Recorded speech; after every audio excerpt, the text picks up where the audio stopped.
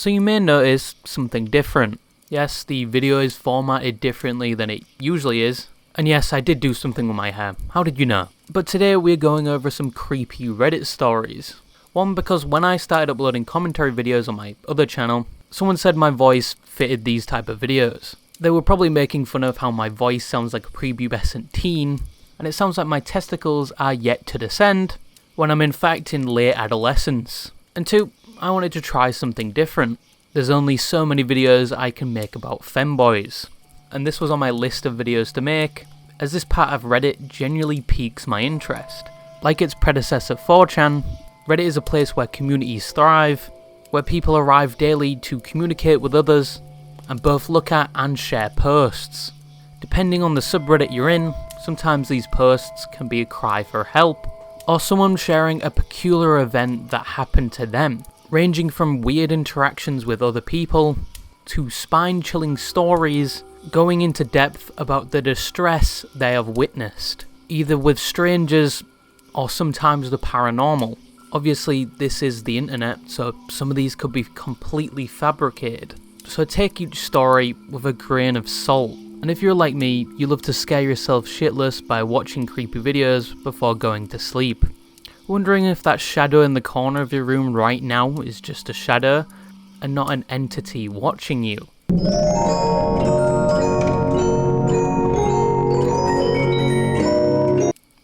If you actually looked, you're a little bitch.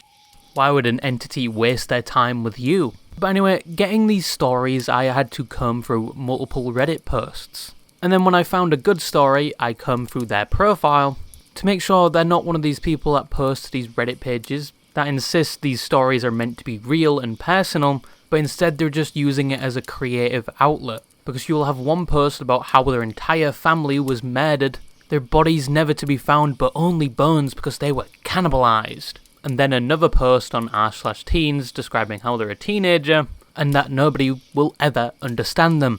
But anyway, turn off the lights, make sure you're well seated and comfortable, whilst we go over some creepy Reddit stories I found.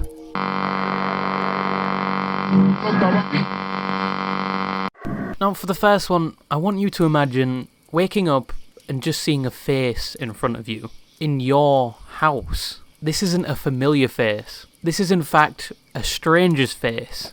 And you're not dreaming anymore. Because that is the story of Issa Merkel. And their response to a post on r/ask Reddit with the question, what is your scariest real life story? Serious. They would write the following. I used to sleepwalk when I was a child. We lived in a rough neighborhood and I would wake up outside in the middle of the night, not knowing how I got there, and would have to walk home and walk into the darkened doorway I had left wide open for whomever might be lurking around. However, the time that scared me the most was when I was about 9 years old. I woke up and found myself with the bedroom curtains drawn back and staring out the window. As I came awake, I noticed a very large and completely hairless man, no hair, no eyebrows, staring at me and slowly inching closer to the window and closer to my face. He was looking bewildered, like he wasn't sure what he was seeing. At that moment, I realised what was going on and I started screaming uncontrollably, frozen in place and peeing down my leg. The man freaked out and screamed, did a tumbling move and then ran off in a weird zigzag, like he was trying to dodge bullets. My mum woke up and thought I probably had a nightmare. The next morning we found a screwdriver on the front porch and damage to the door jamb and door handle. I still just about pee my pants when I tell that story, but now it's usually from laughing. I will never forget the look on his face when I started coming to life and screaming, or his high-pitched scream. Now, from the description of the person, it sounds like he had a run-in with Slenderman, a Slenderman diagnosed with a high-pitched voice and possibly alopecia. But I know for a fact if the last time I closed my eyes I was in bed and the next time I opened them there was a bald man in front of me, I would scream and piss myself as well. And if I was robbing a house and there was a possessed child in front of me that opened their eyes and just started screaming at me, I would run out the building as well. But the UK mainly prioritises knife crime over robberies.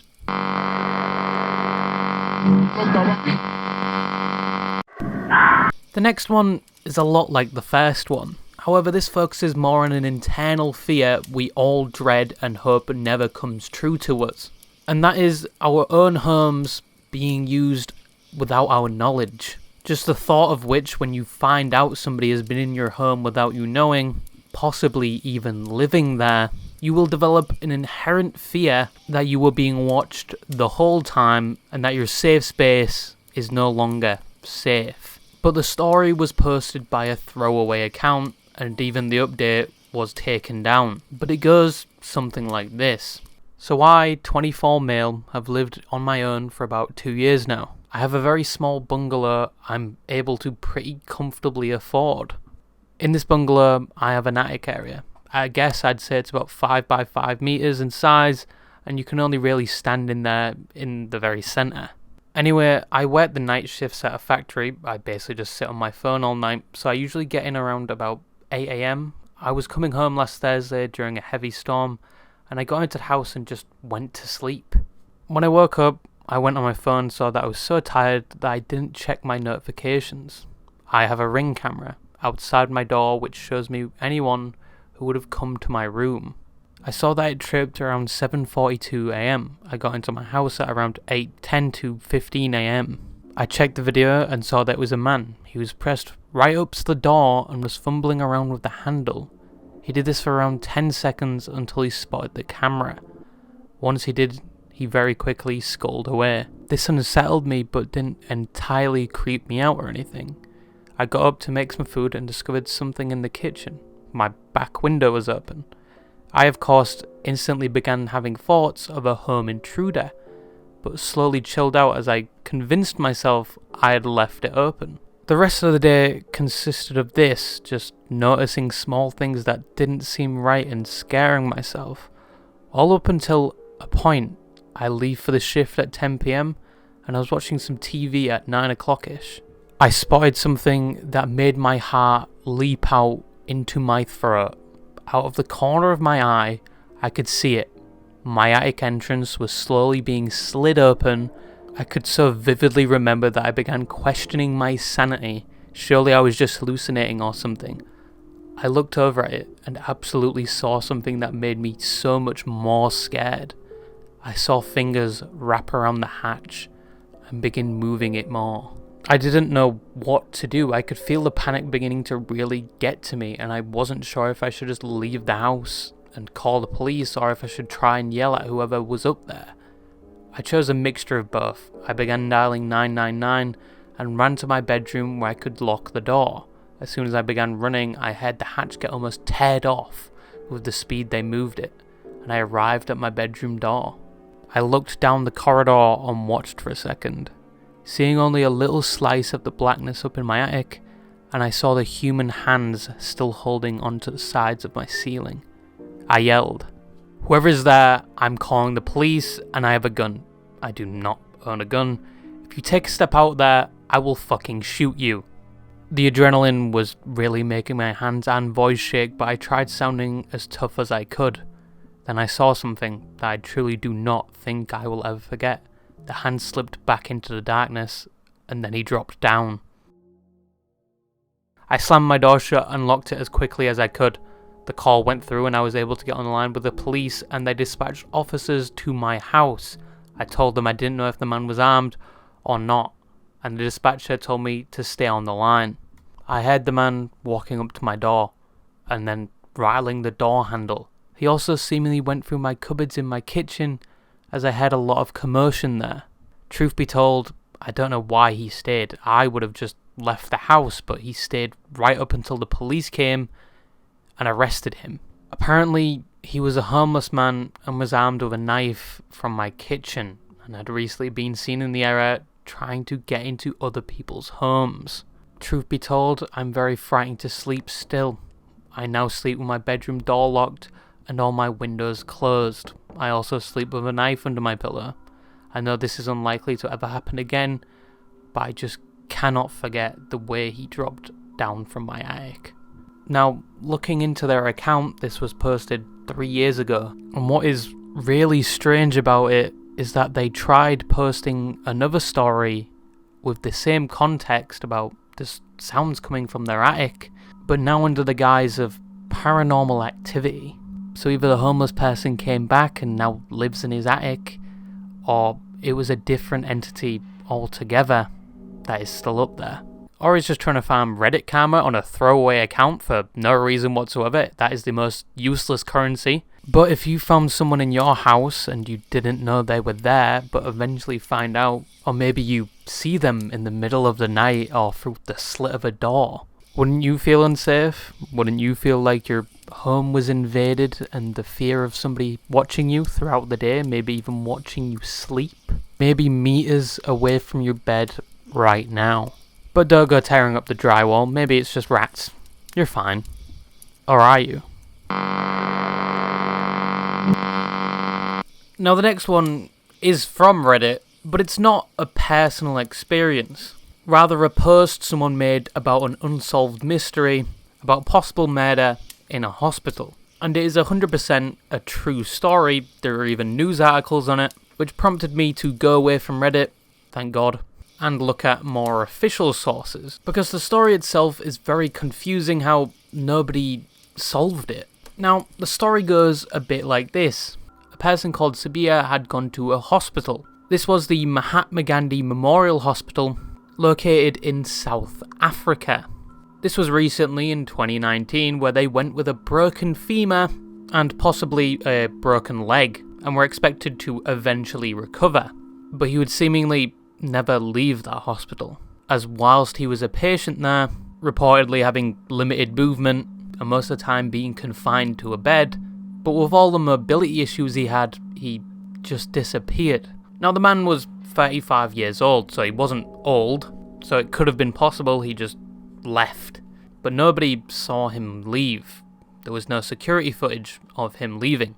You'd think you'd notice a man hobbling with a possibly broken foot and femur, but nobody saw anything. Maybe he went out of a different exit with no security footage, but then again, why would he leave? And why did nobody hear from him when he left? Upon noticing that he had left and there was no sign of him, people put out a missing person report. And time passed and nobody saw or heard from him. But there was a pungent smell enveloping the entire hospital. Nobody could find the source until there was dripping from a ceiling panel.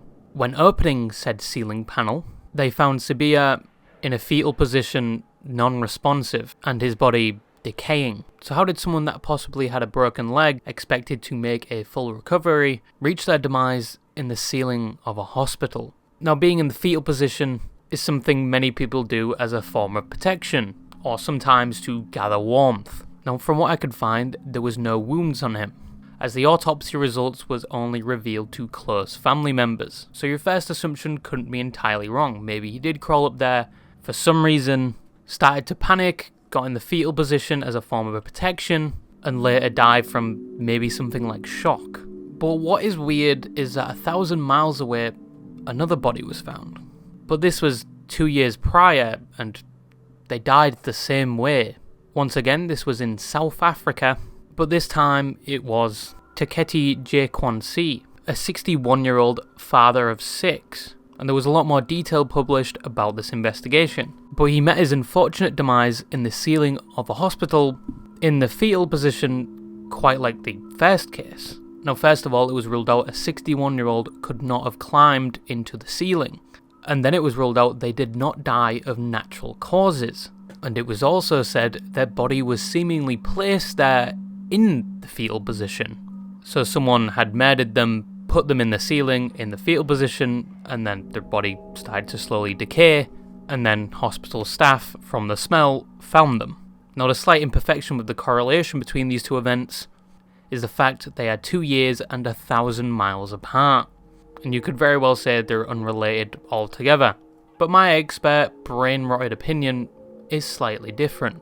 What if you had an employee or contractor that constantly switched between hospitals, so when their contract was up, they would just move to a different hospital, or maybe they were requested to go to different hospitals every few months. This means they would constantly be moving and they couldn't be a suspect, because they wouldn't have been there when the body was found. and people won't know them at the hospital if they're constantly changing, so maybe they can't put a name to a face or notice peculiar activity by that person. Or I could just be completely wrong. 2 bodies found in the same continent the same way, 1,000 miles apart. It very well could be 2 different people that did this. But it is a very peculiar event, especially if it is a murder, how they got the bodies up there. And how terrifying it is to think that people you trust with your health and a place you go to heal and recover could be a place your trust is used against you, and a place you will never walk out of. Now that is 3 stories that piqued my interest from Reddit. I genuinely hope you're sitting in a pool of your own excrement, and you're looking behind you and looking away from your device every few seconds to see if somebody's watching you. And perhaps you'll have the covers over your head tonight, or maybe you'll be hyper-focusing on the creaks and groans of your house, because someone could be in the walls. Good luck sleeping tonight, fucknut.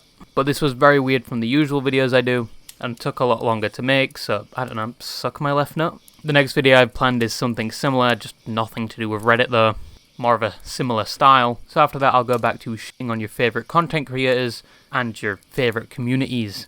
But anyway, tell me in Morse code in the comments if you're sleeping with the covers over your head tonight, and may the YouTube mods bless me when I say like and subscribe. Hopefully the buttons light up, probably not, they don't usually. It's the thick British accent that I seemingly can't shake off. Sorry, I got a bad spawn location. But anyway, bye-bye.